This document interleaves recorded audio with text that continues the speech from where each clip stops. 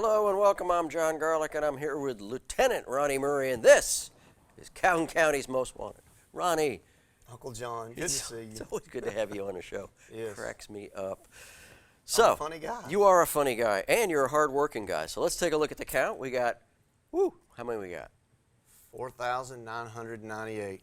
4,998. 4 last week. 4. That's a good week. That's awesome. The week before we had like 13, but 4 is good. So you tell me we'd come down some. We have, but that's because you were in charge last week. Oh. So speaking of being in charge in weeks, which is a terrible segue, but we were talking about vacations and Facebook before we came on the air. Yeah, you know, a lot of people, and I understand social media, everybody wants everybody to know what they're doing. Need to be very careful, though, about posting pics of why you're on vacation. Hey, I'm in Panama City, look at me. Yeah. That gives those thieves and burglars out there, you know, gives them all the opportunity in the world to go break into your house. You're not there. Nobody's there. Advertising you're out of town. So yeah. post those vacation pictures when you come back. When you come back. Yes. 2 weeks after you come back. 2 weeks after you come back. That's good. That's good advice, because people are, you don't think your friends or people are trolling for that, but they are. It's a friend of a friend of a friend, and they're out there looking, hey, they're out of town. Let's go ahead and go. Yep. It happens all the time. Yeah. So you're working cases on that right now, right? Luckily not yet, but during the summer, all of our burglaries kind of go up, and it's because of this reason, especially the rural part of the county. So. Well, there you go. Good advice. Don't post your vacation pics until you're home from vacation after a couple weeks. Well, stay with us. We've got a really cool guest and the first half of the lineup here on Calhoun County's Most Wanted. And welcome to this week's edition of Calhoun County's Most Wanted. First up in our lineup this week, Shauna Weinthal. Miss Weinthal, last known to be living in Talladega. She's wanted for probation revocation for unlawful possession with intent to distribute. And this is Ricky Parker. Mr. Parker, last known to be living in Weaver. He's wanted for a probation revocation on fraudulent use of a debit card and escape first.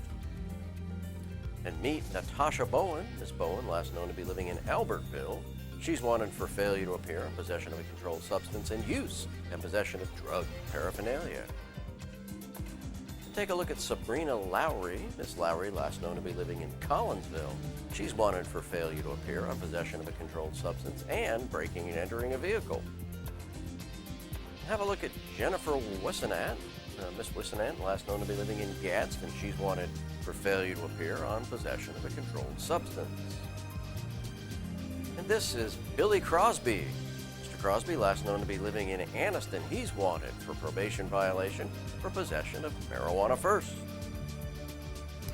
And meet Crystal Davidson. Miss Davidson, last known to be living in Rainsville. She's wanted for failure to appear on theft of property first.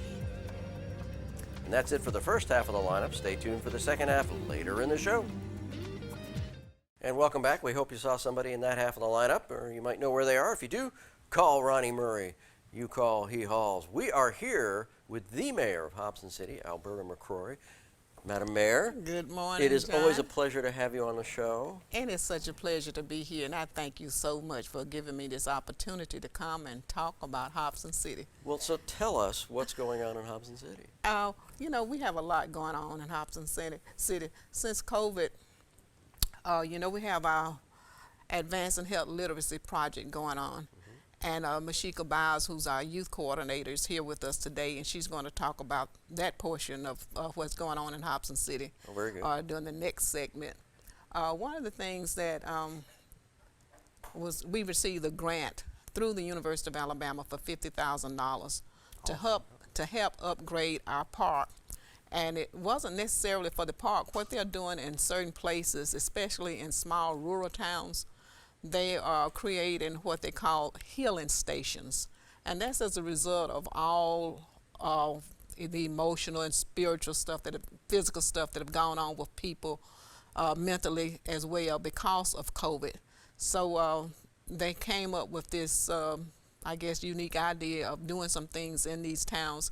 And some of these towns don't even have parks. So we were fortunate enough to have a park. And it doesn't have to be in a park.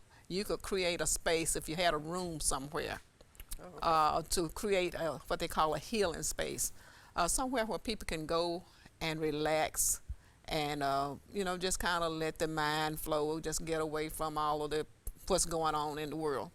So I suggested that we use our park since it's a place where people gather. And so we're going to be able to get some things done. They are going to bring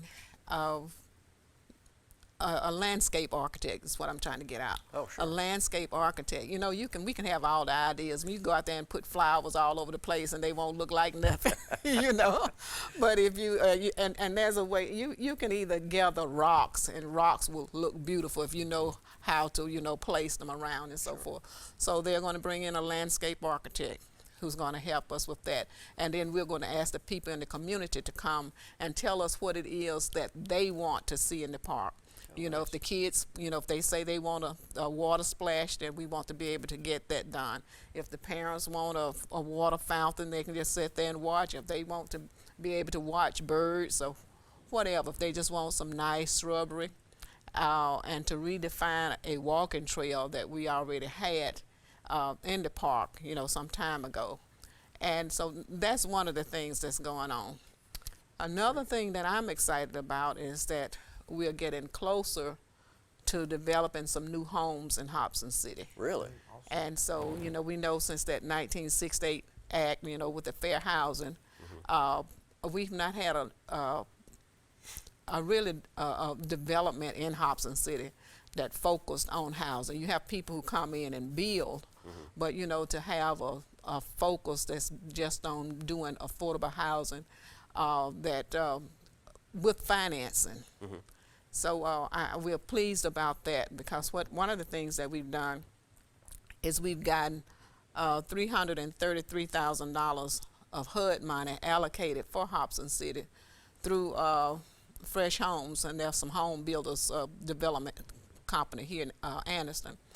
We have some other people who are interested in helping to make this a reality for us, and so we are real pleased that some other developers have stepped up, because what we have is 14 acres of land that belongs to the city. So we're in the process now of getting that land surveyed and developing a plan of action so that we can make this happen for people, not just people in Hobson City, not just people who live in government housing where they can, have an opportunity to move out and be homeowners, but anybody who wants to live in Hobson City.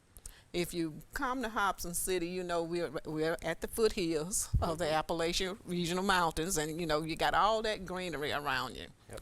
And sometimes we don't appreciate what we have. We can go out in the park, and unfortunately that's a problem that we have with people using our park. We want people to come and use the park. We do.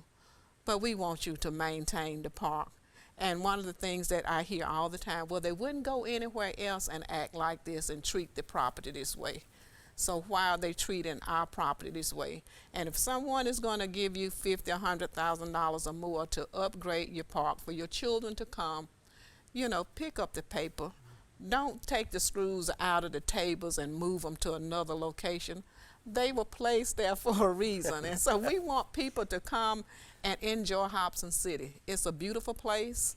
As I said, we're at the foothills, and you can just look at those beautiful mountains on one side, the cemetery where some of us are going to be up to the left of us, which is beautiful as well.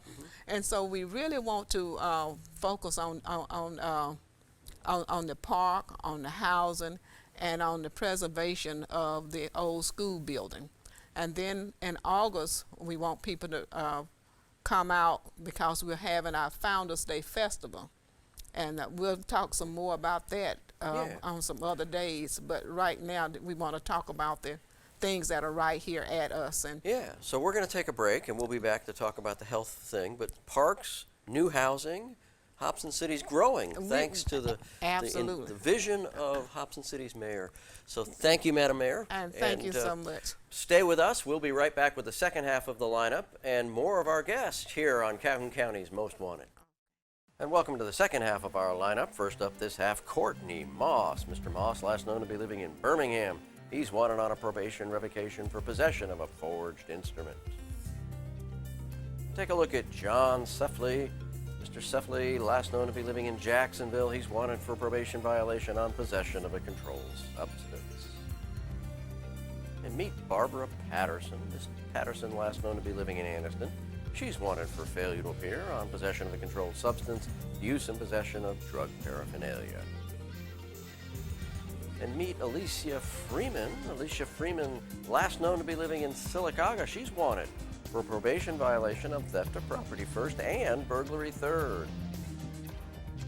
And this is Brittany Carden. Miss Carden, last known to be living in Piedmont. She's wanted on a probation violation for possession of a controlled substance and obstruction of justice by using a false ID. Meet Christopher Reeves. Mr. Reeves, last known to be living in Anniston. He's wanted on a probation violation for receiving stolen property first. And that's it for our lineup this week. If you have any information on these folks, please give Crime Stoppers a call. That number, 1-833-251-7867. Welcome back. We hope you saw somebody in that half of the lineup. And if you did, call Ronnie Murray, because he's got people waiting, just waiting to take people away, right? Absolutely. That's what you do. And we are here with a continuation of our good news about Hobson City. Yes. Meshika Byers, Yes. a youth council director Yes. for Hobson City. Yes. How are you? I'm good. How you doing, John? I'm doing well. I'm good. I'm good. So you're going to tell us all about what? Yes, what my youth and I are doing. I'm the youth council director with the town of Hobson City through the Advancing Health Literacy program that we have allocated to us. What my youth does is it's about 20 to 25 youth, ranging in ages from 11 to 18 years old. Oh, wow, okay. And what we do is monthly, we focus on the awarenesses for that month. Like this month of April was the Autism Month, Substance Abuse, and Minority Health Month. So we tried to meet twice a month, and we did get to meet twice a month. We do Zoom meetings as well if we can't do face-to-face, because a lot of them do have activities that they are involved in. In those meetings, we talked about substance abuse.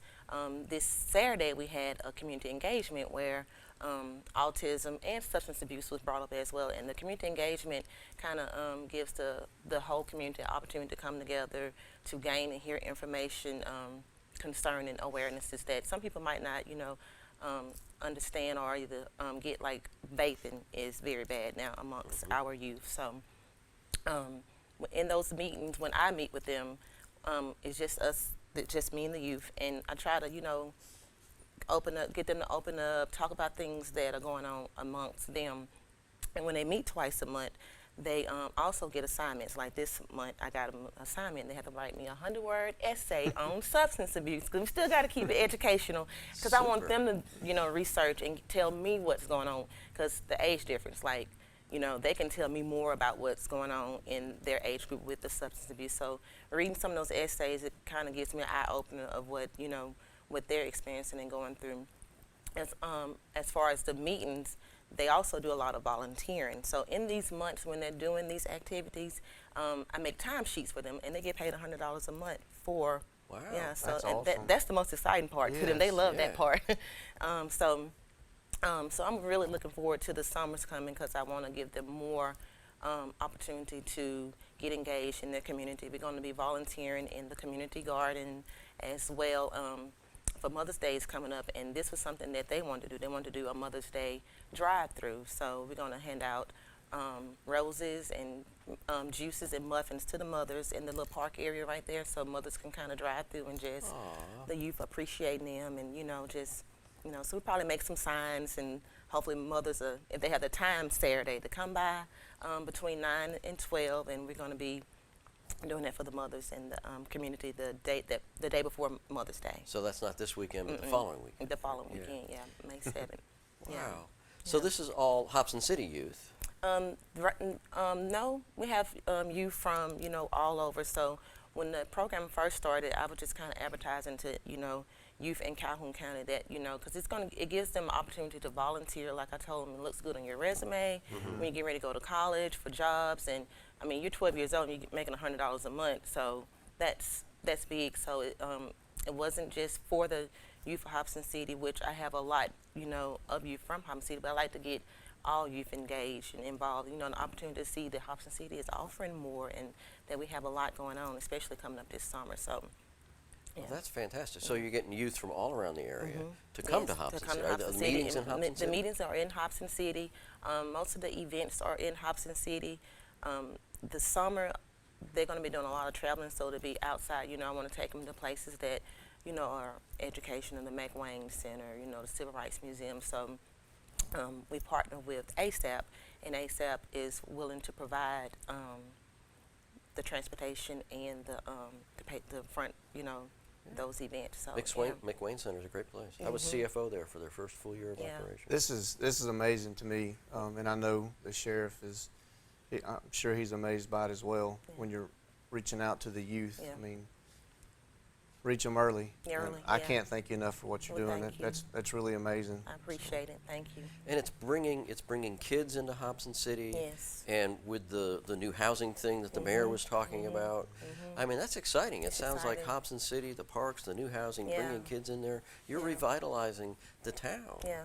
Yeah, and we want people to see that Hobson City is beautiful inside out. Yeah. The people that live there, the community. So it's been exciting, and I get to be with youth. That keeps me young. So I love summertime yeah, in Hobson City. Yeah. We eat a lot down there. Y'all do? Yes. Yeah. Yeah. I'm always going to a barbecue somewhere, and I love Yeah. it. I love it so Yeah. much. Look at you scrounging barbecue from all over the county. Well, Meshika, thank you, for Jon. telling us about that. This is exciting stuff in Hobson is, City. And we appreciate you being on the show along with the mayor, and we appreciate you for tuning in, but we still have more show to go. So we've got the Crime Stoppers portion of the show and then our crazy criminal. So stay with us here on Calhoun County's Most Wanted. And welcome to the Crime Stoppers portion of our show where we need your help on this case. On April 25th, two unknown black males attempted to break into a home on Jesse Woodrow Drive in Piedmont. They were seen leaving in a white Jeep Cherokee, not dissimilar to the one you see in this picture. And that's it for your case. If you have information on this case, please call Crime Stoppers. That number 1-833-251-7867. Stupid! You're so stupid! It's crazy criminal time, Ronnie. Tell us all about your crazy criminal. So this guy breaks guy? into a house. This guy here Okay. breaks into a house. Yeah. He takes some grape juice. Grape juice? Yeah, charged for aggravated burglary. Here's the kicker, though. The homeowner heard him in the basement yelling for help. He wasn't breaking things or anything like that. He strapped himself to an inversion table and got stuck upside down. So All the blood running to his head. homeowner asked him what he was doing there. He said, well, they told me to come here. Yeah, we still don't know who they are. Really? They told him to come there for the inversion table and some grape juice? Apparently the grape juice in the inversion table. Huh. So he Helpful basically voices. caught himself. He did. Yeah, Caught that himself. helps. Strapped himself to an inversion table. That can happen too, though. That's as good as a confession. I have been on inversion tables and had it where I couldn't almost get back. I was like, uh-oh. Yeah. Okay, I don't want your inversion table anymore. You do. You want it. It's good. It helps. So that was good, Ronnie. Yeah. Good. That was good. We want to remind the folks we had our guest from Hobson City, and if you're interested in some of the programs that Hobson City's got going on, go to their website and the what was it? The health and Literacy. Health and literacy. Yep, health and literacy part of the website. Go there. Hobson City's growing and changing every day. Hobson City's Facebook page, lots of information on it. Yep, Hobson City Facebook page. So go there, look it up, participate in all the cool programs there. And we did our crazy criminal. What else we got?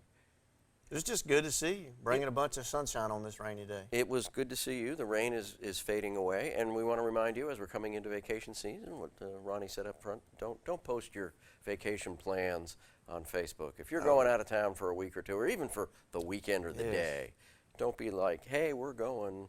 No. Be careful about who all you tell. Yep, and don't let everybody know you have an inversion table in your basement, because you just don't know who's going to show up. And start hanging around. Oh, all right. Well, speaking of hanging around, we hope you hang around with us again next week, but maybe not in the lineup. Hopefully not. We got two more. Let's get them done. Let's get them done here on Calhoun County's Most Wanted.